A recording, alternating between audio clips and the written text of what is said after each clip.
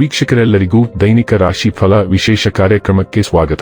ಇವತ್ತಿನ ಈ ವಿಡಿಯೋದಲ್ಲಿ ನಾವು ವರ್ಷ 2025 ಸೆಪ್ಟೆಂಬರ್ ತಿಂಗಳಿನ 18ನೇ ತಾರೀಕಿನ ದಿನ ಸಿಂಹ ರಾಶಿಯ ಫಲಗಳನ್ನು ತಿಳಿದುಕೊಳ್ಳಲಿದ್ದು, ಈ ದಿನ ಸಿಂಹ ರಾಶಿಯ ಜಾತಕದವರ ಪಾಲಿಗೆ ಹೇಗೆ ಸಾಬೀತಾಗಲಿವೆ, ಈ ದಿನ ಗ್ರಹ ನಕ್ಷತ್ರಗಳ ಸ್ಥಿತಿಗತಿಗಳೇನು ಮತ್ತು ಇಲ್ಲಿ ಉಂಟಾಗಲಿರುವ ಯೋಗಗಳ್ಯಾವುವು, ಈ ಯೋಗಗಳ ಪ್ರಭಾವ ನಿಮ್ಮ ಮೇಲೆ ಹೇಗೆ ಕಾಣಿಸಿಕೊಳ್ಳಲಿದೆ, ಜೊತೆಗೆ ಈ ದಿನಗಳಂದು ನೀವು ಹೊಂದಿರಬೇಕಾದ ಎಚ್ಚರಿಕೆ ಏನು ಅನ್ನೋದೆಲ್ಲವನ್ನ ವಿಸ್ತಾರ ರೂಪದಲ್ಲಿ ಇಲ್ಲಿ ತಿಳಿದುಕೊಳ್ಳೋಣ.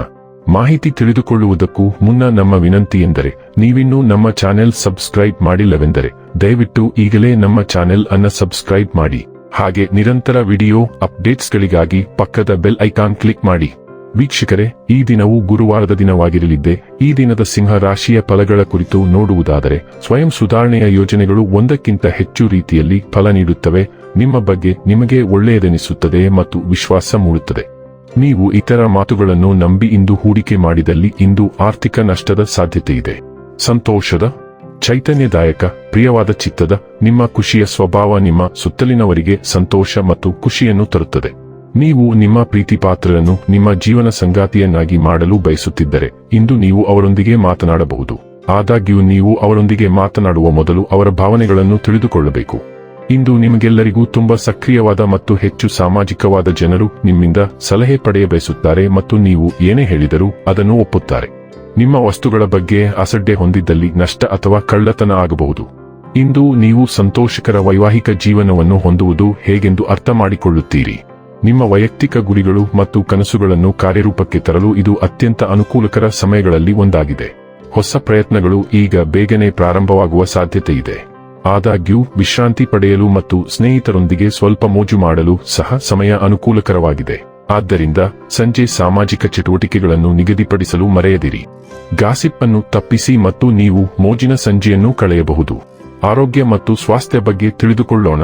ನೀವು ಶಾಂತ ಸ್ವಭಾವದ ವ್ಯಕ್ತಿ, ಆದರೆ ಒಳಗೆ ಭಾವನೆಗಳ ಹಿಂಸಾತ್ಮಕ ತುಣುಕುಗಳು ಇರಬಹುದು.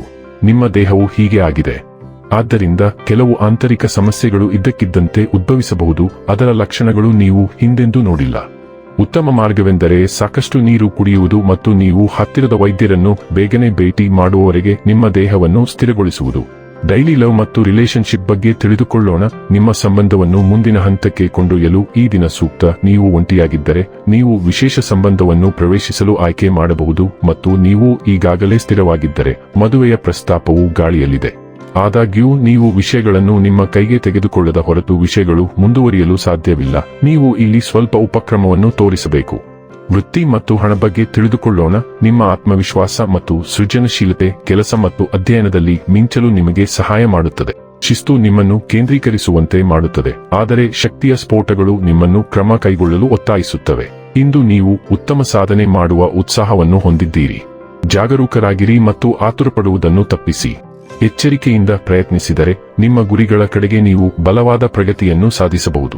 ಇನ್ನು ಕೊನೆಯದಾಗಿ ಈ ದಿನ ಮಾಡಿಕೊಳ್ಳಬೇಕಾದ ಉಪಾಯಗಳ ಕುರಿತು ನೋಡುವುದಾದರೆ, ಯಾವುದೇ ಧಾರ್ಮಿಕ ಸ್ಥಳದಲ್ಲಿ ಕಪ್ಪು ಬಿಳಿ ಎಳ್ಳು ಮತ್ತು 7 ಬಗೆಯ ಧಾನ್ಯಗಳನ್ನು ನೀಡಿ ಈ ಪರಿಹಾರವನ್ನು ಮಾಡುವುದರಿಂದ ಆರ್ಥಿಕ ಜೀವನವು ಬಲವಾಗಿರುತ್ತದೆ.